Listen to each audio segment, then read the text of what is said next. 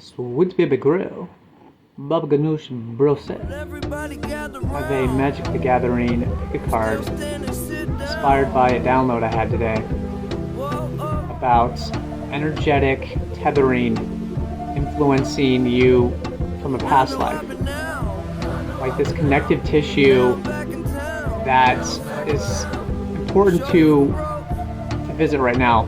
That stems from a previous incarnation, and the picture I was kind of seeing was one of those like gooey hands that you can get from like a little plastic egg from a coin machine at a grocery store for a quarter that sticks to the wall or whatever and then it slowly peels away, stretchy. It's like that, but an energetic cord between you and a past life. And I don't know, it could be karmic in nature, it could be a lesson, it could be advice, it could be some kind of gift that you have that's somehow relevant now. It could be mystery meat.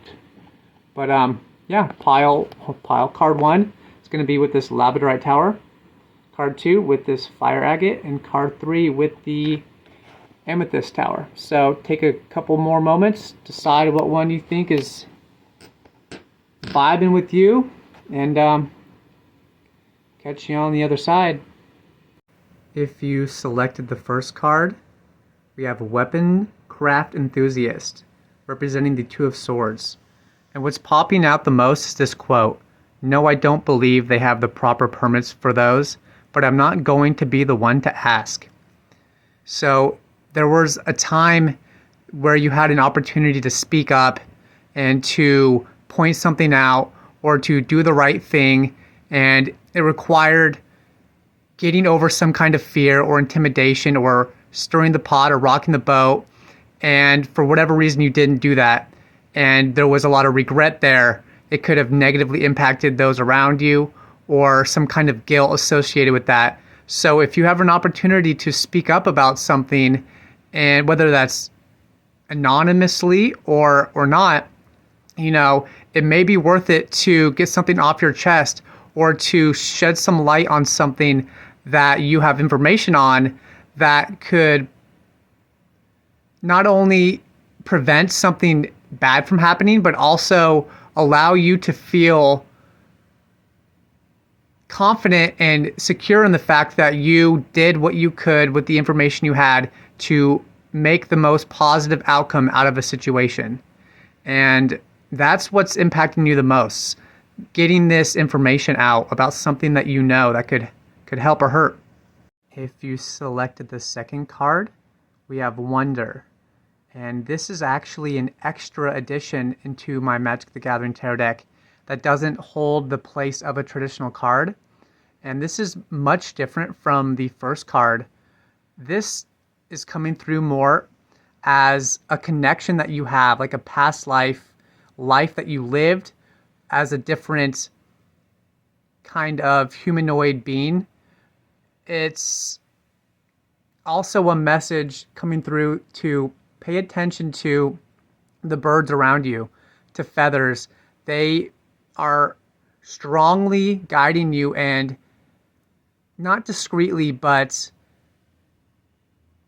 kind of passively laying hints for you along your path to help guide you. With the quote, "It fell silently from the sky and broke the surface without a ripple. Was it even here at all?" There is a lot of clues and signs and signals that are being placed in your path right now. And I think this has to do a lot with your connection to blue avians. Some kind of, also what's coming through is Thoth energy, the Egyptian deity, and these blue avians. So you might have a strong connection to birds, and also keep an eye out for birds acting as guides coming up in your life right now. If you selected the third card, we have Nissa, who shakes the world. And this represents the Empress, but an Empress that's fulfilling the role of the Emperor. This strong leader Empress who's not only abundant, but also takes action and is in charge and isn't always in that role of nurturer. It's also in that role of being the captain, being the commander, being the head of state kind of thing. And what's really interesting here is a few things.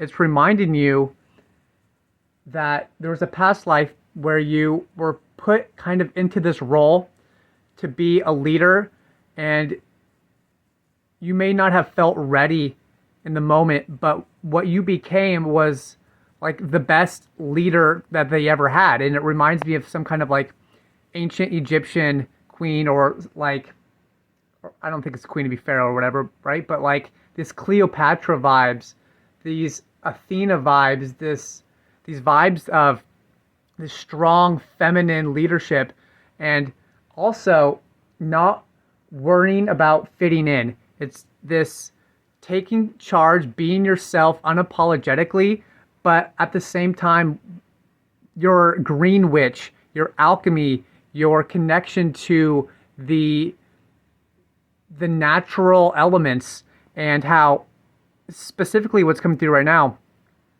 is that Spirit is recommending that you bring in some new plant life into your bedroom, your house in general.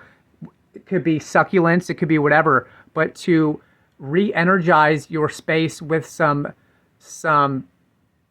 plants, and that would really not only clean the energy, but it would also infuse you with stronger intuition and connection and cleansiness. And also what I'm hearing is let your crystals and stones recharge into your plant soil overnight, like in the moonlight. Put your crystals, your rings, whatever, into the soil of one of your planted pots and let it recharge overnight. And how healing and empowering this will be for you to re-energize by introducing more nature, more plant life, more alive, green, abundant, living organisms into your world.